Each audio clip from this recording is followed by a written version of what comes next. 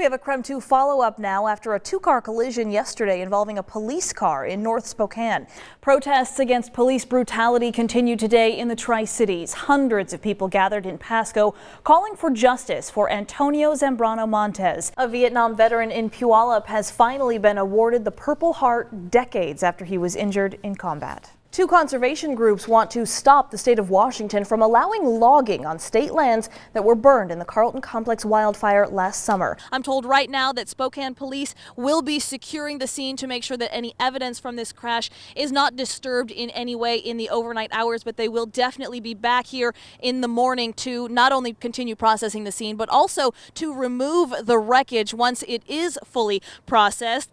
The damage can be seen for miles, and behind all of this charred landscape, there is one recurring claim that this fire didn't have to be so big. The big goal right now is simply preparing this lawsuit. It is a mass action suit, which just means there are a lot of people who have the same complaint. OSHA also told me it expects to release preliminary findings on Jeremy's death here in the next few weeks. They only have until March 10th, exactly 6 months after Jeremy died. In Hauser, Idaho tonight, I'm Whitney Ward, KREM 2 News.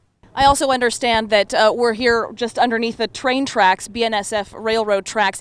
All train traffic has been halted here. What can you tell us about that? It sounds like the tracks may have taken some sort of clip from the airplane. Yeah, initially we did shut down train traffic on the tracks above. For years, several universities here in our area have allowed students to store their weapons with university police. But as I found, some schools are now moving away from that option entirely. The investigation continues into all of the state's WHL teams, and of course that includes the Spokane Chiefs, which are a mainstay here at the arena. Last week, team owners testified before the Washington House of Representatives. Tomorrow, the testimony continues before the Senate. Those officers tell me as soon as they arrived there at the crash scene yesterday, they could see right away that pilot was in trouble. But when they started to try to pull him to safety, they quickly realized it would not be easy. Guys, we got fire extinguishers ready to go. Pilot was hanging from his seatbelt upside down with his head crunched against the ceiling. Sergeant Chris Crane was one of the first responders on scene at Sunday's crash. A lot of leaking fuel. The whole area was covered in gas, inside, outside, lots of blood from the victim. He says the pilot was unconscious and seriously injured. The plane itself was almost unrecognizable. The whole area was covered in gas, inside, outside, lots of blood from the victim. Sergeant Kurt Vigasaw sometimes works undercover, so we're not going to show you his face, but he was the one who crawled inside the mangled airplane to free the pilot as time was running out. I knew I couldn't get him out the window that we had broken out. He wasn't going to come out that, so I needed to find an alternative way to get him out. After probably a couple of minutes had gone by, his breathing had stopped. It's flying by the, back of your pants as far as that goes, and just trying whatever will work. We're going to need help with the airway on this guy, too. That's when one officer cut the pilot's seatbelt, and together they squeezed him out a side door. Spokane firefighters and paramedics then took over and rushed the man to the hospital. And after the initial shock of the situation wore off, everyone agreed the crash could have been much worse. They credit the pilot himself, that even as he struggled to keep his plane in the air, he managed to steer it to the least populated place he could find. Officers made sure to tell that to the victim's son. If he had been 100 yards in either direction, that he would have been on a main street, Sprague, or into buildings. So I told him that he should be proud of his dad, that he did as good as he could do in a situation like that, where he was completely without power. As for the officers, they tell me it wasn't like any other call they've been on, but it was a part of the job they do best. We train for everything.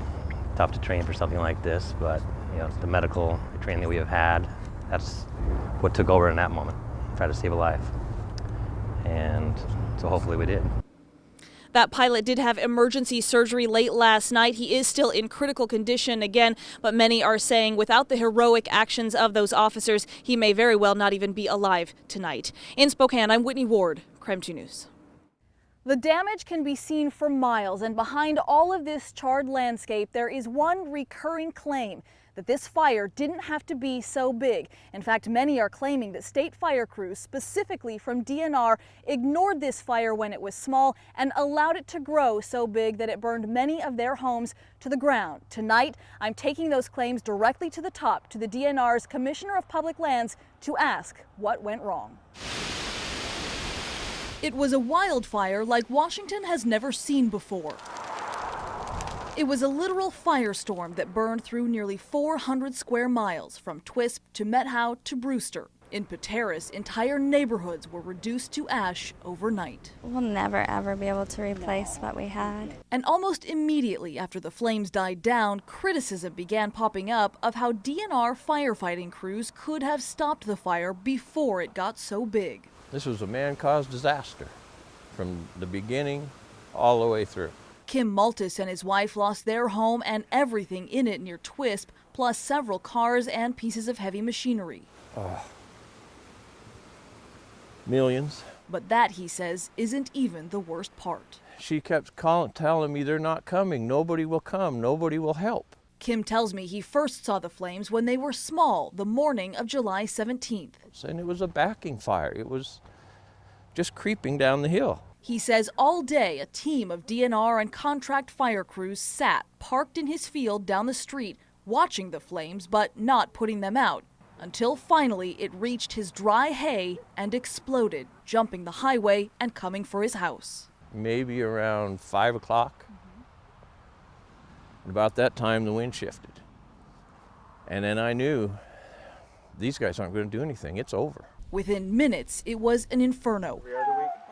Kim remembers turning his team of sled dogs loose, hoping for the best, as flames towered all around him, reaching into the treetops up to 300 feet high. Just got down on my hands and knees and I crawled over and found the Jeep and I got in and I could breathe then. And I thought, well, I got to get out of here. And I got out and I got to the road and I got up and all those people were sitting in that field. There must have been 6, 7 engines, a cat, were sitting in that field. I was mad. I was just mad. It was unbelievable. Did you go and confront them? Oh yeah, I went over there and I laid into them a little bit. And then I thought, well, here it comes. You know, I don't have time. I got to save this place. The fire was still moving toward his mother's old home, the house where he grew up. And I was, you know, come on, to those engines. And they just sat there. But Kim kept fighting. Well, I still had water. So I hooked some hoses together and I got down in here and I stopped it. By yourself? By myself. It's a story so shocking it seems truly unbelievable, except he's not the only one. Oh, I talked to a lot of them up there and they said, no, we can't fight these fires. They came in and they were there a half an hour and left. He sat there all day and did nothing. Nothing. Nothing. Celia Campbell lost her entire home and her daughter's home. Both sat on family property they've had for generations. She also tells me DNR fire crews were parked down her driveway all day as the flames closed in. And there was never anything dropped on it. Nobody ever attempted to stop it or a thing. Our responsibility is to fight the fire on the wildland and obviously try and keep it from reaching the structures. But we're not responsible for putting out house fires. So if a DNR crew saw a fire that was burning a house, would they not act? They would act as much as they could to keep the fire from reaching the home. And if it was too dangerous to approach the home, they may not approach the home. DNR Commissioner of Public Lands Peter Goldmark insists hot, dry conditions fed the fire and that nothing could have stopped it. There was a large National Guard helicopter there with over 1,000 gallons of water in its bucket. And the fire is approaching and the water is discharged on the fire. And the fire doesn't even pause. It doesn't even notice it. So is it standard operating procedure to put it out right away, or are there instances where you let it burn? There are never, and I underline never, incidents where DNR lets the fire burn. Okay. Never. So there are some persistent claims that DNR crews were told to stand down, to let nature take its course and let it burn. That would never be a command that a DNR staffer or commander would ever give. There was a fire that was coming. But Brewster attorney Alex Thomason says that is not the case. He claims DNR crews had ample opportunity to stop the flames when it was still 4 small fires that began as lightning strikes. In one case, for example, the Cougar Flat strike, 2 guys went out, they had that completely under control. Some DNR bureaucrats showed up and said, get off our property, we'll have you trespassed. The DNR then let that fire grow. They just abandoned the fire, a wildfire. That fire is the one that came down and merged and burned Pateros. Good morning, I'm here to file tort claims. Thomason has already filed notice in Olympia that nearly 100 property owners across Okanogan County are now building claims against DNR, saying the state is responsible for their losses. How do you go up against the state? What is it going to take to prove this? What it's going to take is just people to tell their stories. The evidence speaks very clearly that you had firefighters that wanted to fight, that were requesting permission, and you had bureaucrats that said they couldn't. When the fire first started, it wasn't some secret. It was called in by lots of people. Forest Service smoke jumpers flew over several fires. They radioed down. They asked for permission to jump. The DNR said no. What about the people who say there were smoke jumpers, for example, who saw the lightning strike when it was smaller, before it blew up into a big giant fire, and had asked permission to jump on it and put it out, and they were told no? So I'm not sure what the exact, I've heard that story before, but it's important to understand that DNR does not control the Forest Service smoke jumpers. So I don't know what happened in that particular incident. Does it make you question if any of this did happen when you're hearing it from not just one place, not even just 2 or 3 people, but multiple families spread out across that entire region? So it just increases my resolve to do as much as we can during the off-season to train, motivate, and equip our firefighters to be the best possible firefighters they can. DNR had command of 3 out of 4 fires when they first started because they sparked on DNR-protected land. A multi-agency Type 2 incident management team didn't take over until almost 3 days later. At the time, there were also big fires in Oregon. Goldmark tells me DNR didn't have enough manpower or equipment in that first critical 24 hours. We had orders from our incident commanders for resources they couldn't find. What would have made the difference? Having more helicopters would have made a great difference. Having more staff and fire engines would have made a difference. Goldmark is now asking state lawmakers for a full $70 million to cover firefighting expenses already incurred, plus another $4.5 million for additional firefighters, helicopters, trucks, and training. Do you think that it will be given more weight, given what happened in Carlton Complex? It's my every hope that it is, because we need to have more resources. Goldmark says he is also asking for $20 million in the next budget to thin Washington forests. He agrees that was a factor in the severity of the Carlton complex, but he is adamant his DNR crews acted heroically. Whether or not DNR crews didn't participate when they should have, I doubt very much, because we have this ethic where we always try our utmost. Do you take it personally when people say, that DNR person over there who was parked down the street watched my house burn and didn't do a thing?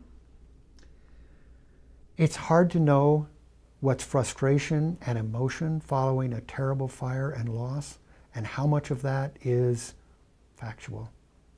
I know we've all been in situations where we were upset because of things happened around us and there's blame laid down, and it's hard to know how much of that blame is fairly judged and how much of it isn't. But homeowners like Kim Maltis say DNR is the only one to blame.